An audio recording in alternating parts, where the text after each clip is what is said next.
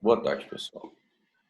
Vamos iniciar aqui. Eu já não sei mais nem qual é essa aula de controle, se é a sexta aula, mas continuando. A gente parou na última aula no item 8.3, que é a condicionalidade direta e a incondicionalidade indireta. Eu lembro que eu acho que eu expliquei na aula passada a respeito desse tópico, mas não custa nada explicar novamente, né? Pessoal, a incondicionalidade direta é quando o ato normativo ele viola diretamente a Constituição, tá? Então não tem muito segredo. Nós temos um ato normativo, um exemplo, uma lei, e que ela está incompatível com a Constituição. É a forma mais corriqueira de se ver o fenômeno do controle de constitucionalidade. Tá bom? Já a inconstitucionalidade indireta, ela também pode ser chamada de oblíqua ou reflexa, tá bom? E ela acontece quando há uma incompatibilidade entre um ato normativo secundário e a Constituição, tá bom? Como vocês teriam que lembrar, lá das aulas de IED, aquela pirâmide, que eu vou falar entre aspas, de Kelsen, não é? Pirâmide de Kelsen, os autores foram dando esse nome. A pirâmide é simplesmente um exemplo para explicar o escalonamento do nosso ordenamento jurídico, que ele, a princípio ele foi concebido por Kelsen, mas não chamado de pirâmide. A gente sabe que no topo do nosso ordenamento jurídico nós temos a Constituição Federal, abaixo dela as normas supralegais, eu ensinei para vocês isso em EAD também. Depois vem os atos as leis, né? Que são os atos normativos primários.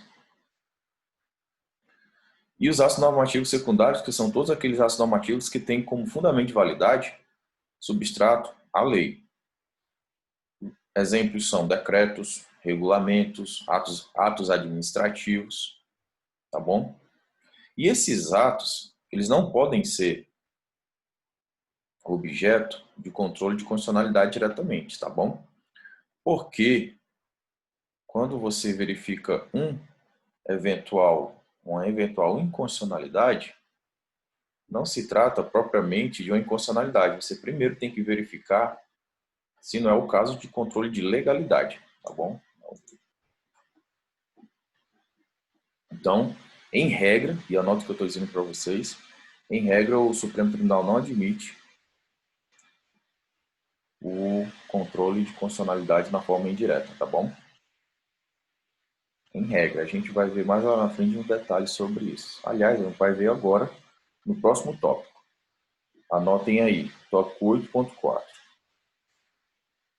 É uma inconstitucionalidade que a gente vai chamar simples, né, que é a inconstitucionalidade propriamente dita, e a inconstitucionalidade por arrastamento.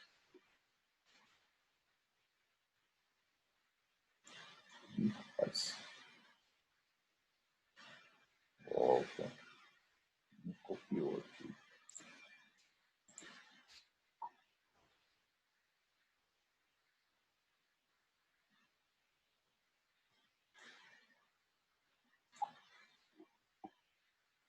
Ah, está brincando.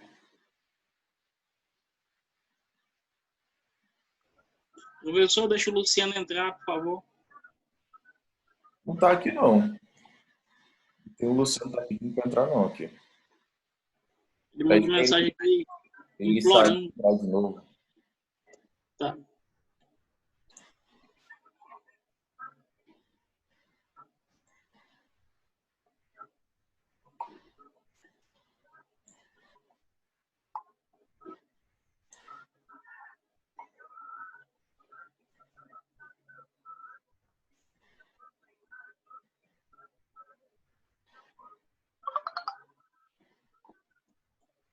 Então anotem aí, pessoal. Não vai dar para colar aqui não, tá dando problema nessa aula.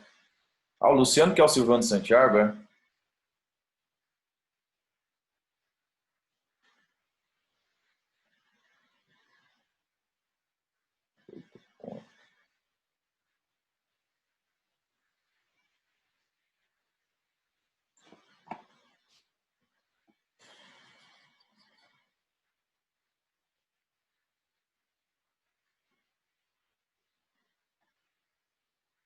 8.4, inconstitucionalidade simples e inconstitucionalidade por arrastamento. Confirma, Valente, o Silvano Santiago é o Luciano, né? Porque aqui é um Silvano Santiago que está querendo entrar. Eu estou conversando aqui com ele, estou tentando ver aqui. Ele diz ele que não. Só esse aqui que está tentando entrar aqui, tá? Continuando, pessoal. Inconstitucionalidade por arrastamento. Anotem aí os sinônimos desse tipo de inconstitucionalidade.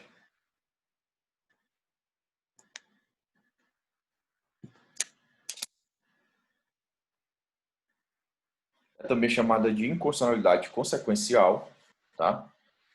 Inconstitucionalidade por derivação, inconstitucionalidade por atração, inconstitucionalidade por ricochete e inconstitucionalidade por arrasto. Eu vou dar um exemplo para vocês entenderem como é que ocorre a inconstitucionalidade por arrastamento. Dar dois exemplos. Vou começar até, inclusive, com a situação prática que eu vivenciei. Vocês lembram que na semana passada, na segunda-feira, eu comuniquei para vocês que eu não ia poder dar aula porque surgiu uma situação urgente para fazer lá na PGE para a gente enfrentar essa questão do Covid. Eu mandei o link para vocês, para se quiserem dar uma acompanhada e uma estudada. Mas qual era a missão que o professor de vocês teve que fazer? É minutar uma ação direta de inconstitucionalidade para pedir uma interpretação conforme de alguns dispositivos da Lei de Responsabilidade Fiscal, tendo em vista que esses dispositivos impossibilitariam, a priori, a contratação temporária, excepcional e emergencial de médicos e profissionais da saúde para atuar aqui no estado do Acre, nesse combate à pandemia ocasionada pelo Covid-2019. Né? E aí, foi minutada essa ADI. Inclusive, eu estava falando com o meu chefe. A princípio, eu tinha colocado para a gente impugnar somente dos artigos 21 e 22, salvo engano, né? Aí eu mandei a minuta para ele, a gente conversando, ele falou, pô, a gente também tem que impugnar os artigos 18, 19 e 23, além dos 21 e 22. O que tu acha? Eu falei assim, rapaz, eu acho que é uma opção técnica. Eu não tinha colocado esses outros dois artigos, porque se fosse necessário fazer uma interpretação conforme deles mesmos, como eles têm uma conexão lógica, todos eles estão no mesmo âmbito sistemático de regulamentação da LRF, que regulamenta a situação do gasto de pessoal com servidores públicos e a sua relação com a receita corrente líquida do Estado. Se fosse o caso, o próprio STF de ofício, ele iria usar o instituto da inconstitucionalidade por arrastamento, né, para dar a interpretação conforme, e ele poderia puxar esses artigos. Então, opção técnica. O meu chefe achou por bem e falou, não, porque a multa não prejudica, né? Então vamos colocar. Eu falei, é uma opção técnica, pode colocar. Ou seja, dentro da mesma lei, você pode impugnar um dispositivo ou um artigo específico. E se esse artigo ou específico ele tiver uma conexão, às vezes de subordinação, ou somente uma conexão relacional com outro, a declaração de inconstitucionalidade de um artigo acaba arrastando a inconstitucionalidade de um outro artigo da mesma lei. Só que isso não ocorre também somente na mesma lei, no âmbito da mesma lei. Pode ocorrer no âmbito de leis diferentes e pode também ocorrer em processos diferentes. Entendeu? Mas vamos com calma, vamos por parte. Eu vou dar um exemplo até um pouco mais tranquilo. A gente sabe, por exemplo, que a magistratura ela tem prerrogativa da vitaliciedade, né? O Ministério Público também. Só que a Procuradoria do Estado não tem esta prerrogativa. O que se trata a vitaliciedade? É que somente pode perder o cargo público por uma ação judicial, tá bom? Não por um processo administrativo. Ou seja, é um requisito mais solene, um pouco mais dificultoso para a perda do cargo público. Digamos que uma lei A concede vitaliciedade ao procurador do Estado. Tá bom? Lei A, concedeu, prevista lá, o procurador do Estado passa a ter vitaliciedade a partir da promulgação dessa lei. E, posteriormente, uma lei diferente, vamos chamar de Lei B, ela vai estabelecer que, para o procurador do Estado perder o cargo, vai ter que ser proposta uma ação civil pública para a decretação da perda do cargo. Tá? Ou seja, você pode ver que essa Lei B ela tem conexão com a Lei A, porque a Lei A concede a prerrogativa e a Lei B estabelece o procedimento. São leis diferentes, mas que estão conexas. Elas têm uma relação lógica. Aí digamos que o Ministério Público ele propõe um ADI perante o STF para declarar somente a Lei A inconstitucional. O objeto da ADI do Ministério Público somente é a Lei A. Né? E o fundamento é qual? Ele chega lá no STF e fala assim: STF, não é possível conceder vitaliciedade para o procurador do Estado através de lei. Porque somente a Constituição pode dizer qual é o cargo, qual é a carreira que tem vitaliciedade. E ela só fala isso em relação ao Ministério Público e à magistratura. Tá bom? Então, a gente está impugnando essa Lei A. Gostaria que o Supremo Tribunal Federal declarasse a inconstitucionalidade dessa Lei A. E aí o Supremo vai e aceita, e declara a inconstitucionalidade da Lei A. Sendo que ela é inconstitucional porque as hipóteses de concessão de vitaliciedade somente podem ser pela Constituição Federal. Perfeito. A Lei A foi declarada inconstitucional, mas e aí, o que acontece com a Lei B? É exatamente onde entra o fenômeno da inconstitucionalidade por arrastamento. Por quê? Embora a Lei B não tenha sido objeto dessa ADI proposta pelo Ministério Público, que eu falei no nosso exemplo, como a Lei B ela tinha o seu fundamento de existência, ela tinha uma razão lógica de existir, pautado na Lei A, com a declaração de invalidade da Lei A, porque ela é contra a Constituição, então ela não é válida desde a sua origem, a Lei B perde a validade também pelo fenômeno da inconstitucionalidade por arrastamento. Vocês conseguiram entender? Bem, isso pode ser feito tanto na promulgação do julgamento, tá? Da primeira ação direta de inconstitucionalidade, o STF já pode dizer lá, ó, declara a inconstitucionalidade da Lei A e já declara também a inconstitucionalidade da Lei B, embora a Lei B possa não ter sido feito parte do pedido da DI que impugnava a Lei A, tá bom? Como pode ocorrer posteriormente? Digamos que o STF declare a invalidade da Lei A, né? E somente alguns anos depois é que a validade da Lei B é levada ao Supremo Tribunal Federal para ser objeto de controle de constitucionalidade também. E aí, nesse caso, o STF já pode declarar também, olha, já que ela tinha o seu suporte ali fático, tinha uma relação lógica com a Lei A, a gente declara aqui a Lei B inconstitucional pela técnica da inconstitucionalidade por arrastamento. Tá? É como se fosse uma consequência lógica, pessoal.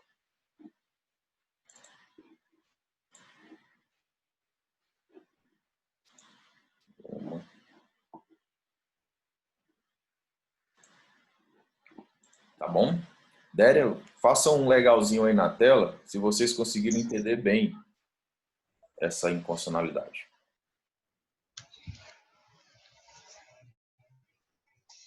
Então, voltando, tá?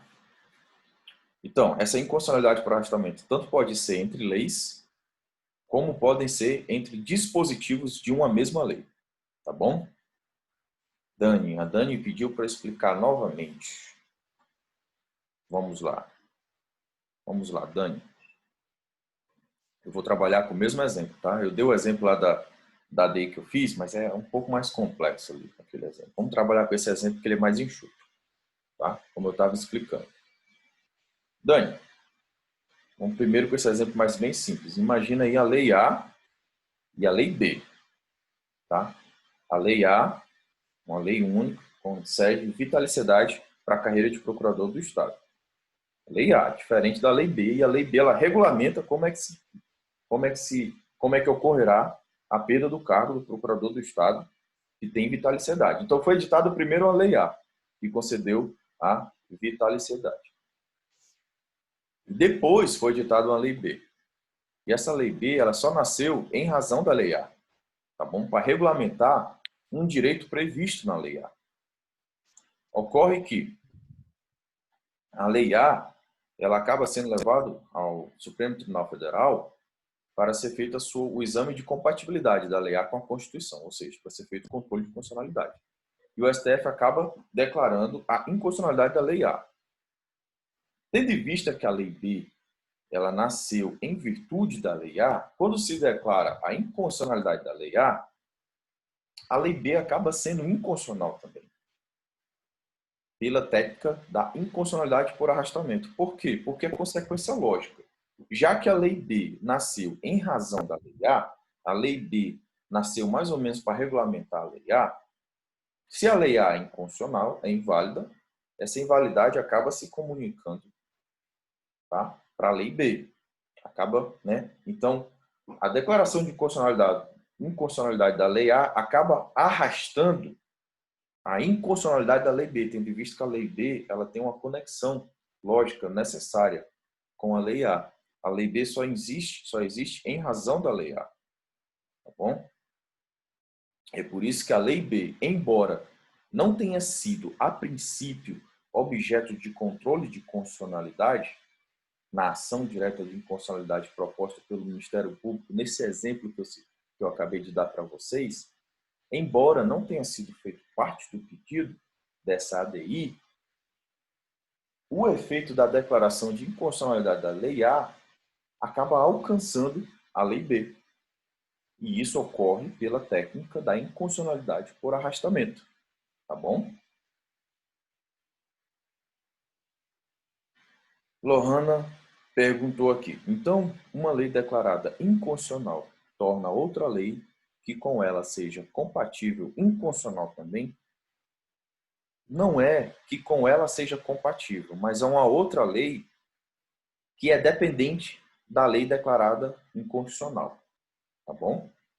Se a lei B ela regula uma situação, ela tem uma relação lógica regulando a situação da lei a declaração de invalidade da lei A pode levar à declaração de invalidade da lei B.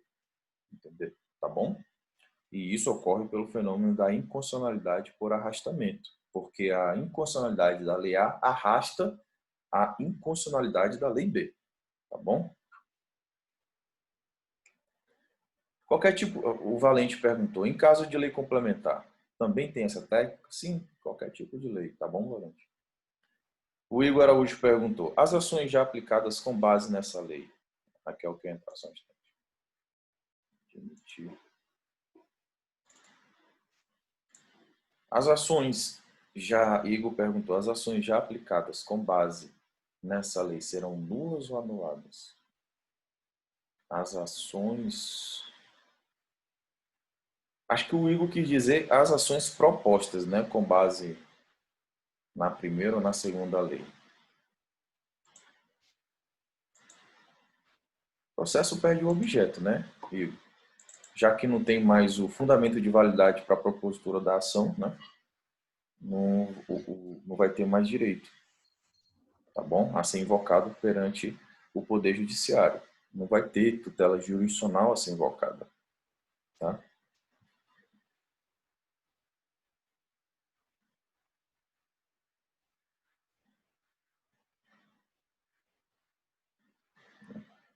Bem, aí o Benjamin está tentando ver qual, mas continuando aqui. Depois vocês formulam melhor a pergunta aí. Continuando. Vocês entenderam, pessoal? Então anotem aí que esse fenômeno da inconstitucionalidade por arrastamento é uma mitigação ao princípio da adstrição ao pedido. Tá? E vocês já estudaram isso em teoria geral do processo. O que é isso? O juiz, né, ele está vinculado ao pedido que está na petição inicial. ele não pode proferir um julgamento nem extra, né, nem infra, tá bom? Não pode proferir um julgamento nem aquém, nem além, nem fora do que foi pedido na petição inicial. Isso é o princípio da adstrição pedido. E no caso desse fenômeno, essa técnica da inconstitucionalidade por arrastamento, a gente fala que é uma exceção, por quê? Porque no processo, como eu expliquei no exemplo para vocês, no processo em que se impugnou a lei A, não foi pedido, a princípio, né, que se decretasse também a inconstitucionalidade, a invalidade da lei B. Porém, a própria técnica leva a esse fenômeno. E embora a lei B não tenha feito parte do pedido da ação principal de declaração de inconstitucionalidade, os efeitos da declaração de inconstitucionalidade acabam alcançando a lei B em nítida exceção ao princípio da adstrição pedido. Tá bom? Então é importante vocês anotarem isso. Como eu já falei para vocês, essa inconstitucionalidade por arrastamento, ela pode ser reconhecida em processos distintos, tá bom?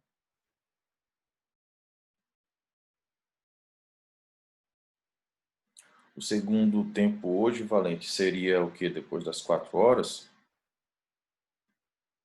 Infelizmente, eu estou ocupado depois das 4 horas, tá?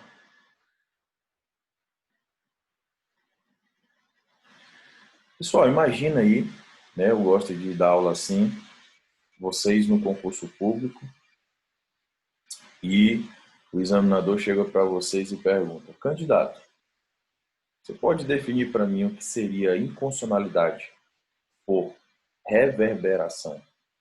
Reverberação normativa?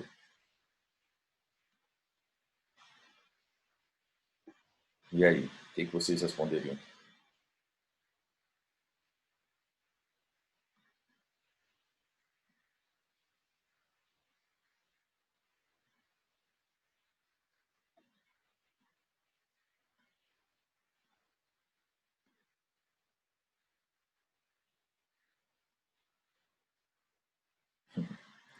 Pessoal, é só um nome diferente para o fenômeno que a gente está estudando agora. Que, inclusive, eu expliquei para vocês aqui no começo da nossa aula. Tá? O que seria essa inconstitucionalidade por reverberação normativa? É a inconstitucionalidade por arrastamento. Só que aquela que eu expliquei na situação do exemplo que eu dei da ADI, que foi proposta para impugnar os artigos lá da LRF, que eu falei para vocês. Tá? Ou seja, declarada a inconstitucionalidade de um dispositivo, os outros dispositivos que estavam na mesma lei e que tinham relação com o dispositivo que foi nulificado. Quando eu falo dispositivo, pode ser um artigo, pode ser um inciso, pode ser uma linha, tá bom? Então, declarada a inconstitucionalidade de um dispositivo, tá? Os outros que estão na mesma lei, e que tenham relação com esse dispositivo que foi declarado nulo, que foi declarado inválido, que foi declarado inconstitucional, tá? Eles perdem a razão de ser, tá bom? E aí acabam sendo arrastados pela inconstitucionalidade do dispositivo que foi impugnado, tá? Quem deu esse nome, essa inconstitucionalidade por reverberação normativa, foi o ministro Aires Brito, tá bom? Na ADI 1923. Vou ver para vocês aí. 1923. Tá? Ele também saiu na ADI 4357. Então, essa inconstitucionalidade por reverberação normativa faz parte, é uma espécie do fenômeno da inconstitucionalidade por arrastamento. Tá? Está dentro daquele exemplo que eu dei. Eu queria impugnar somente os artigos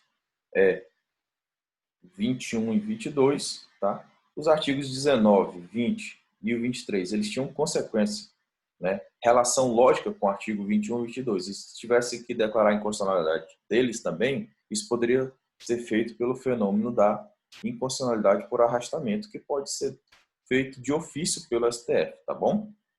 Não é necessário pedido da parte. Professor, e no caso de lei complementar que está regulamentando algo da Constituição Federal e é considerada inconstitucional, o texto da Constituição também seria inválido? Não, não, Ou foi erro do legislador? presta atenção. Olha só a pergunta que tu me fez. Nós temos uma lei complementar, ela é o objeto, tá bom?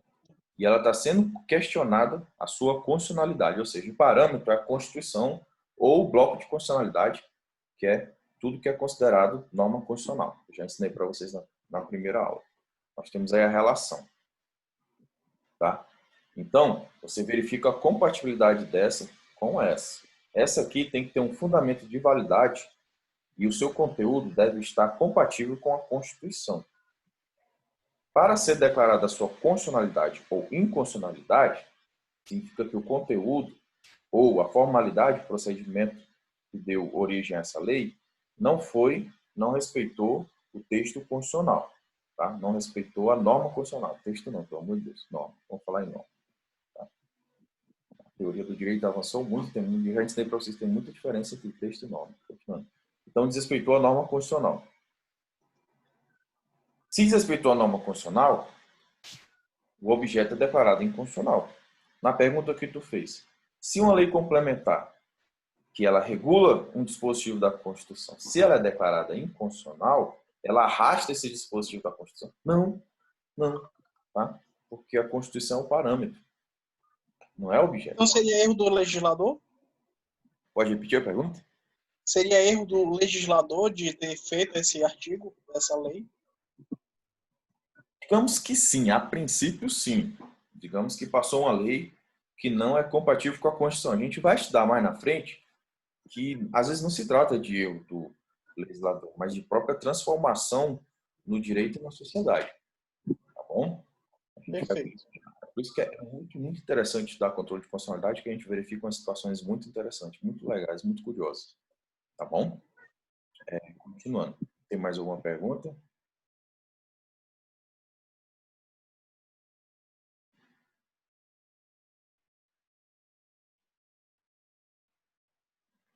Vamos lá. João Hipólito, professor, só. Tá bom. Beleza, João. Só. Continua. Eu falei para vocês no começo da aula, e explicando ali sobre a constitucionalidade direta e indireta. Né? Isso, tá aqui. A pergunta do João Hipólito. Professor, só podem ser arrastados dispositivos da mesma lei? Não. Não, não, não, não. Tanto que no exemplo que eu dei para vocês, o arrastamento ocorreu de uma lei A e uma lei B, leis diferentes. A declaração de inconstitucionalidade da lei A arrastou a inconstitucionalidade da lei B, tá bom? Então pode ser que um dispositivo da lei A pode não declarar a inconstitucionalidade de toda a lei A, mas somente de um dispositivo. Mas se no dispositivo da lei B esse dispositivo tiver uma relação de dependência com o dispositivo da lei A, que foi declarado inconstitucional, essa inconstitucionalidade do dispositivo da lei A pode arrastar a inconstitucionalidade do dispositivo da lei B. Tá bom, João? Tá? Dá um legalzinho se... Ok. Então, contemplou a resposta da tua pergunta. Perfeito. Perfeito. Vamos lá. Pessoal, eu já ensinei isso aqui, eu vou perguntar. Por favor, participe da aula. É possível propositura de ADI contra um decreto?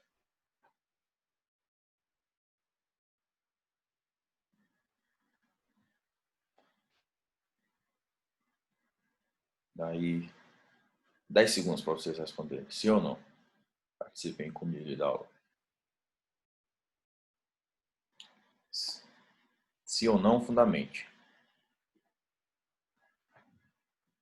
Bem, ninguém respondeu. Então, vamos lá. Igor Araújo, eu acho que sim, é um ato normativo. Essa é a irmãzinha da Lisa, é? Sorrindo para cá. Vamos lá. Igor, é como eu ensinei aqui no começo da aula. Não é cabível controle de constitucionalidade direta de ato normativo secundário. E o decreto, ele é um ato normativo secundário. Então, anotem, em regra, aí coloca em regra, tem caixa alta. Não tem problema não, Lisa, sem problema. Deixa a bichinha aí. Em regra, aliás, lá no IFAC, onde eu dou aula, tem muitas mães que não tem com quem deixar os filhos e os filhos vão assistir minha aula lá no IFAC. E eles ficam quietinhos jogando os videogames dele e tudo certo. Não tem problema não. Continuando. Então seria uma questão de legalidade, não de constitucionalidade. É isso? Exatamente, João Paulo. Não é possível o controle de constitucionalidade de ato secundário, porque o ato secundário ele tem que estar compatível com a lei. E se a lei é constitucional, ela já está compatível com a Constituição. Entendeu? Então, se a lei já está compatível com a Constituição, o fato do decreto, que é um ato normativo secundário, estar compatível com a lei, já leva a sua compatibilidade com a Constituição. Tá? Então, não é possível esse controle de constitucionalidade de um ato normativo secundário. O STF não admite. Tá bom? Em regra. Tá? Em regra. Por quê? Excepcionalmente, é possível que o STF aprecie a constitucionalidade de um ato normativo secundário. E isso ocorre justamente aqui na inconstitucionalidade por arrastamento. Tá? Por quê? Porque o que ocorre? Imagina a propositura de um ADI contra uma lei A e o legitimado ativo da ADI, ele já fala assim, STF, além da lei A ser inconstitucional, declara também logo esse decreto aqui que regulamenta a lei A. Tá bom? Ou às vezes ele nem pede. E o STF, ao julgar a inconstitucionalidade da lei A, ele já pode de ofício também pronunciar a inconstitucionalidade do decreto que regulamenta a lei A. O decreto que é um ato normativo secundário. Então, se for perguntado para vocês, numa prova subjetiva ou numa prova oral, é possível o controle de constitucionalidade de ato normativo secundário? Para ter uma resposta completa, você fala, em regra, não. O STF não admite em regra. Somente um caso excepcional, que é quando que ocorre no fenômeno do controle de constitucionalidade por arrastamento, na declaração de inconstitucionalidade por arrastamento.